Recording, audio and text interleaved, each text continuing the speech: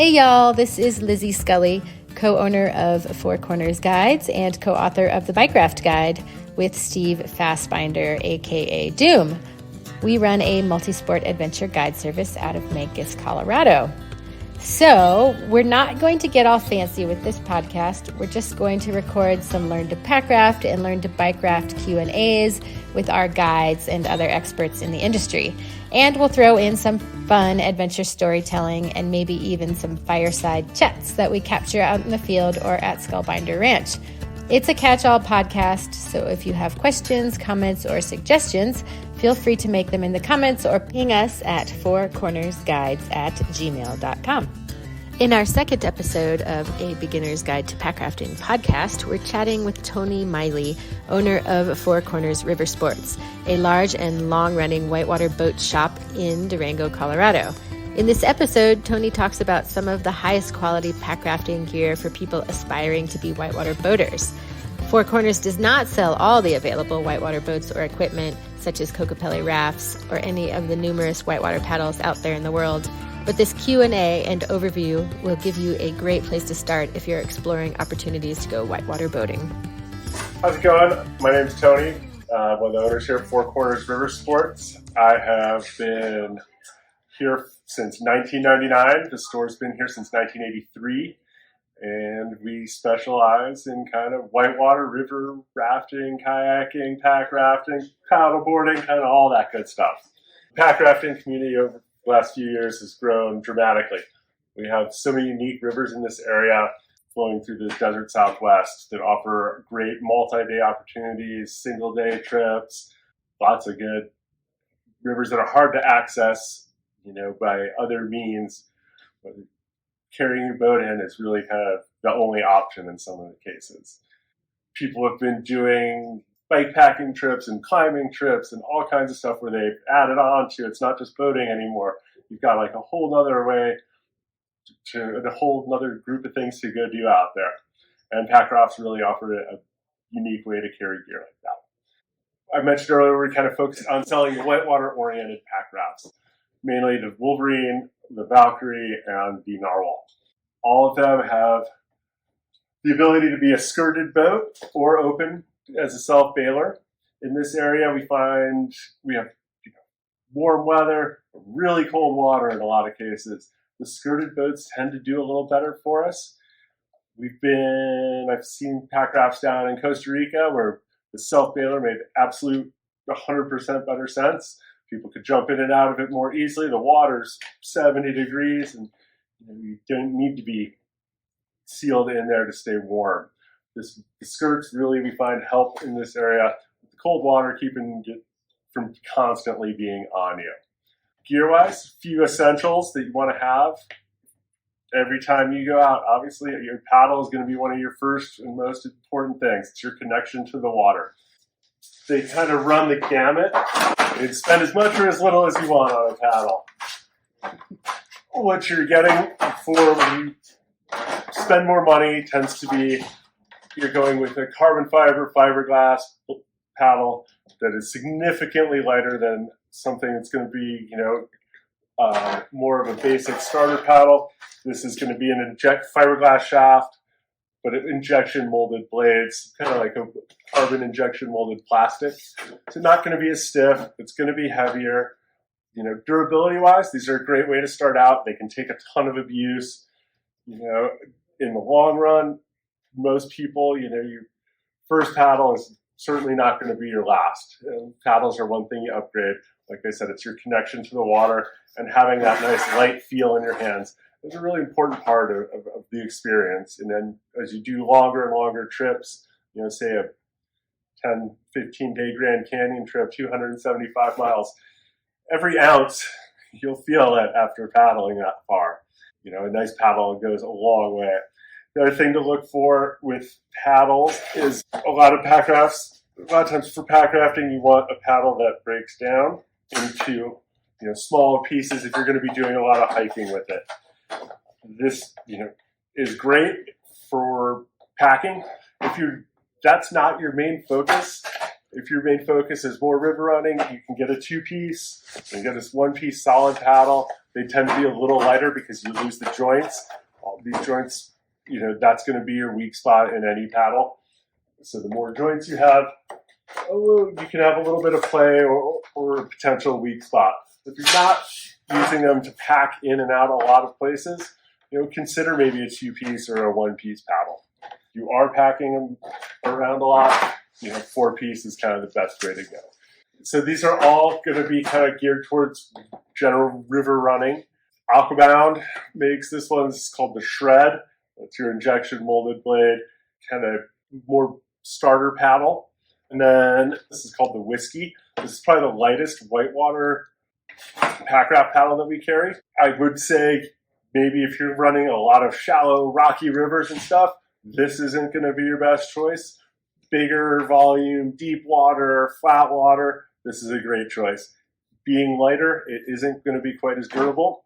And then kind of falling right in between those two, you have something like your Werner Sherpa here. And this comes in 1-piece, 2-piece, 4-piece, straight shaft, bent shaft. You've got a lot of options here. This is a really, really heavy-duty whitewater, solid fiberglass blade. It's also available in full carbon. If you want to really get crazy and spend some money. But these are incredibly durable. This is, if you're running small, narrow creeks, lots of rocks, this is going to take that abuse. So that's something to keep in mind is where am I going to be going? What am I going to be doing? And that's something, everybody kind of has to answer for themselves as you're figuring out what you want to do. Next, and not necessarily probably the most important piece of equipment that you're going to have are your PFDs. What you want to look for here in a life jacket or PFD is going to be comfort. You are spending all day in this, and everybody's body is shaped a little different. There's a lot of adjustability on all these life jackets. I highly recommend trying on several. Everybody's body shape's different. It's going to fit differently on everyone. And the other thing to consider is how your pack raft is set up. You've got a back band in there. It's going to hit kind of right in here. You want to make sure that's not interfering with the back piece of your PFD. Some life jackets offer like a thinner material on the backside, and that's something to consider if you're running into that back band hitting in a weird spot for you. And this is the Stolquist Rocker. This is one of our most popular life jackets. It's nice, low profile, very open in the shoulders. When you're taking paddle strokes, it really does not interfere, moves well with you. Good clamshell pockets, basic stuff there. This is a good Type 3, it's considered. This will get you everywhere from the Grand Canyon, Westwater, Dolores, whatever you want to do. This is going to meet all Ranger improvements. You want to make sure that you are U.S. Coast Guard certified on any life jacket you have. Should have a U.S. Coast Guard cert on there.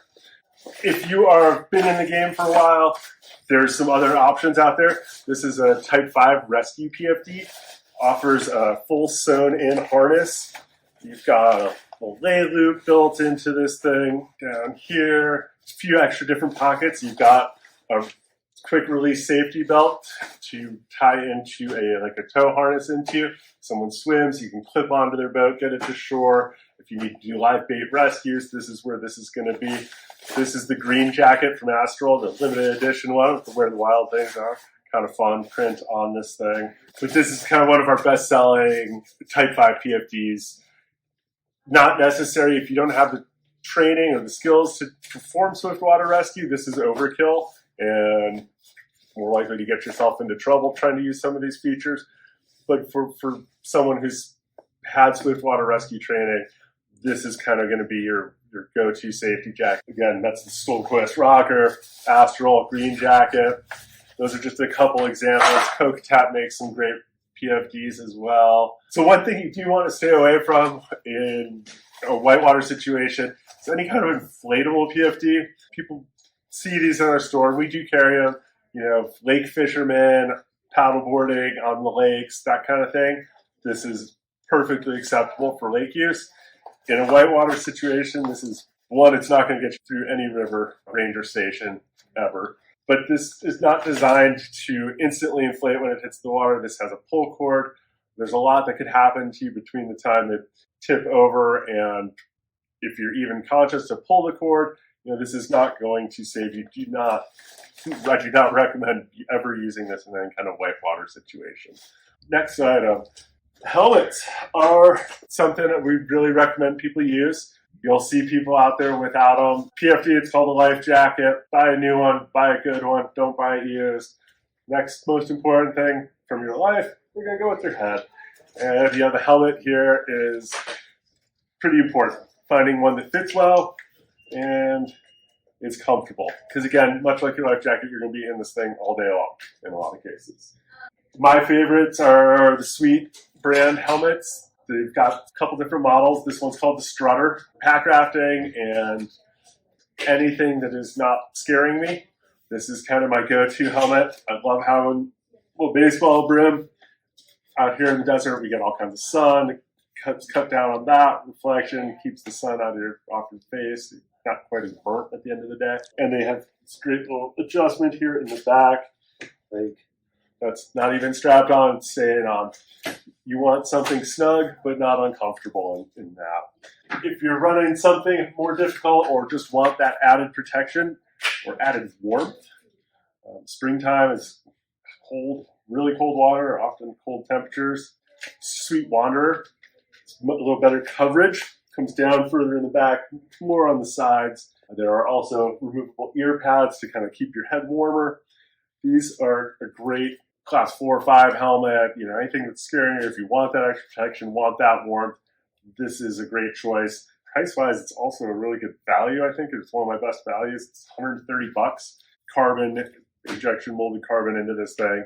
It's stiff, but not so much that your head's banging around in there. So those are a couple of my favorite helmets. Again, comfort is key because you're going to be in this thing all day. Moving on, footwear. Let's talk shoes. A couple of my favorites, Astrals. I've got them on. I wear them as street shoes. When they get too stinky here, they move into my river bag. And it's a continuous cycle for the last 10 years. This is the Brewer, and Brewis is the ladies' version. Super sticky rubber sole. This is a low top. A lot of people like it's called the Wrestler. A little higher top does protect that ankle bone, which is really important if you're portaging, scouting, scrambling around on rocks, or hiking in or out of somewhere for that matter. The high top is definitely kind of a nice option. This is another shoe by Rocky, it's called. Nice, really firm sole, lightweight upper, drains really well. This shoe does really good longer hikes and that kind of thing. Still a fan of the Astro, but I think that is also a good choice. Moving on, let's take a look at dry wear and wetsuits. We talked about that kind of difference here for a second. So I don't really recommend wetsuits to a lot of folks. If you're on a budget, you need to stay warm, you're going to get out there one way or another, you can find wetsuits pretty inexpensive. They will keep you warm. They're kind of clammy. You're wet. And they're not super comfortable because they're real tight on you, even when they're kind of broken and fit correctly. I really try to push people towards buying a dry suit. It's basically you're wearing a full Gore-Tex ski suit that doesn't allow water in. A couple of my favorites. This is the Kokatat Icon. This is going to be a back zip dry suit. Back opens up, climbing through there. You've got Gore-Tex socks built into this. And kind of one size. You get a little bundling in there, but it's not too bad. This is the men's version with a relief zip in the front. There's a women's version with a drop seat because there's nothing like having an emergency and having to get out of your dry suit in a hurry. No fun. The other thing to look for in a dry suit, if you are using a skirted boat, has a double tunnel. So your spray skirt comes on, pulls up over this, and then this comes down over your spray skirt. It really helps keep water sealed out of the boat. You're still going to get a little through there. There's no avoiding that, but double tunneled dry suit is definitely a good way to go for skirted boats, similar to like a hard shell kayak would have. That it's going to just double up seal there. If you're not using a skirted boat, there's not necessarily a reason to have this, but it won't get in the way. I generally recommend to folks to get one with a double tunnel in case you ever do decide to go with something with a skirt, whether it's a hard shell or a skirted pack raft. Again, that's the Coconut icon. Another nice one is the NRS Axiom. This is a front zip, so it's a little easier if you're doing solo trips. The back zip's great, but you kind of have to have a buddy. You can do it by yourself, but you need to put a strap through that zipper. And you're doing some funky yoga to get it on and off. Front zip dry suit here comes diagonally across the front here. Still has that nice double tunnel. This is the full, these suits are the full Gore-Tex Pro Shell, highly breathable, and just some of the best material out there. One thing I'd like to mention with dry suits and any kind of technical gear like that in particular, you're purchasing a Gore-Tex suit. Gore-Tex is designed to be highly breathable. A lot of people will put on underneath these layers like some sort of neoprene or non-breathable type layer. It's defeating the purpose of the Gore-Tex. So always make sure you're wearing something like a Merlino or a polyfleece kind of material that's going to breathe and allow moisture to escape out of there. But don't put on like a Hydroskin or some other kind of thin neoprene layer that's not going to breathe. It'll just clam up inside there and you'll be less comfortable. And they make some really nice union suits, one-piece zipper suits from both Coconut, NRS, Immersion Research, all make really nice ones. A couple other little odds and ends, things to take along in your boat and things to not do. Let's talk carabiners for a second. What we've got here is 3 different types. 2 locking. One's a screw lock, one's a twist lock.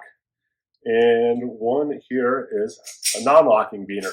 We get a lot of questions. People show up with a non-locking carabiner and they'll put it right here on their life jacket. And then they'll get in their boat. And you can see in there, you got your thigh straps, you got a back band straps. And what can happen if you have your non-locking beaner and you're sitting in there, you're pushing around, it can clip through one of those straps or rope or anything.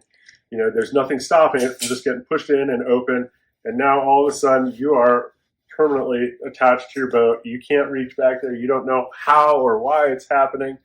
But non-locking beaners are a safety hazard out on the river. Something to keep in mind. You should never have one of these clipped anywhere inside on your boat, your person. They're good around camp, maybe for hanging stuff. I don't know, drying line. That is the best place I can think of to have one on the river, and I really wouldn't recommend even bothering to carry them. Just make them all locking and make sure you actually close the lock. Because without closing it, like a screw lock like that, you are in the same position as if it was a non-locking beaner. But, once that beaner's locked up, you carry it in the boat, you carry it on your stuff, and you're not going to have that safety hazard of potentially getting clipped into something you don't want to be attached to. Screw locks are good. These are almost even better. This is just a twist lock. You push and twist, and that pops open and it automatically locks. You can't mess this up. That's probably the safest way to go if you're unfamiliar with kind of dealing with carabiners on a regular basis. Other important safety, little Fox 40 whistle, $7 piece of equipment can save people's lives. There's a lot of different ideas out there. 1 blast, 2 blast, 3 blast, and just make sure you and your team kind of communicate and know what to expect when you hear whistles going. That's another piece of safety equipment. These are designed to attach to life jackets. This would be like a pocket one. Both of these have little inside pockets designed to hold the knife. A couple companies are pushing for folders as opposed to a fixed blade knife on the outside. I tend to lean towards the fixed blade, but I've been paddling a long time, so I'm biased perhaps. But fixed blade knife, you do get throw bag tangled up in something, or your friend is tangled up in something. We've had people get caught up on their spray skirts on logs and things like that, where you need to cut that loose. If they've swam into a strainer or something along those lines, it's good to have a blade of some sort out there with you and easily accessible. Don't put it in your dry bag in the back of the boat. That should be in the front pocket or along this little knife tab lash here. You'll see every Whitewater PFD is going to have one of these. Climbing in and out of boats regularly is I've lost a number of the fixed blade knives and stuff like that out there. I found one in the bottom of my raft once from somebody else who climbed in and dropped it in there. So, a folder stuck in your front pocket is still going to be quite accessible. And, if you're climbing in and out of the boat a lot, that's probably going to be the better way to go. A few other essentials like to have out there on the water. Pack-a-pump from Alpaca. This thing's great. It's going to top off your boat much more easily than any other way. They are so convenient, so effective. The bag does a great job getting the majority of the air in there, but this is so much easier than wrapping your lips around that valve. It's small and light enough that it's really not a nuisance. Highly recommend that as an accessory. So bow bags on the Alpacas. All these boats are going to have these little tabs here designed. The bow bag's going to clip on there. It's a super easy and convenient place to store kind of your daily needs. Sunscreen, throw bag, this little pump for topping off at lunch, snacks, that kind of stuff. It's a great way to do it. And it's really well attached on these boats. It's external, so you have good access to it. If you go with a small dry bag, you're going to be sticking that like behind your seat or up by your feet. You can end up tangling around in your stuff. Even if it's clipped in, swim out of the boat, it's banging around. You're going to have to move it again once you're out. Those bow bags are designed specifically for the front of these boats, and they do a great job of holding your gear tight and keeping it all together and handy. A couple other little fun things that I like to bring along on trips. This is not the smallest, lightest, or easiest thing to deal with, but out here, especially in the desert Southwest in the springtime, we have a lot of really muddy rivers. These bags from Jack's Plastic Welding, one of my favorites. Take one or two of these on every trip, scooping water out, letting the sediment settle before you go ahead and try to filter your water. If you're doing trips where you're filtering water, these are kind of essential. And this just really cuts down on just burning through filters. They're also useful for a million other things like collecting firewood and groceries and everything else along the way. Probably one of our best-selling items here at the store. Another nice one out there. Everybody likes to have a long camera. Not to mention safety. These days, your phone's practically a satellite SOS beacon. These cases from Cold Case Gear, super simple to use. They keep your phone from getting overly hot, overly cold. So it's helping preserve that battery life. Also really easy in and out closure. Amazingly dry. It's going to float. You've got a place to clip it in. This is a great product to bring along with you and keep your phone going for a few days. Thanks so much for joining us. If you enjoyed this podcast, give us a shout out or a review on Apple Podcast or wherever you found us online. We'll have transcriptions for all our podcasts on our blog at www.fourcornersguides.com. Cheers.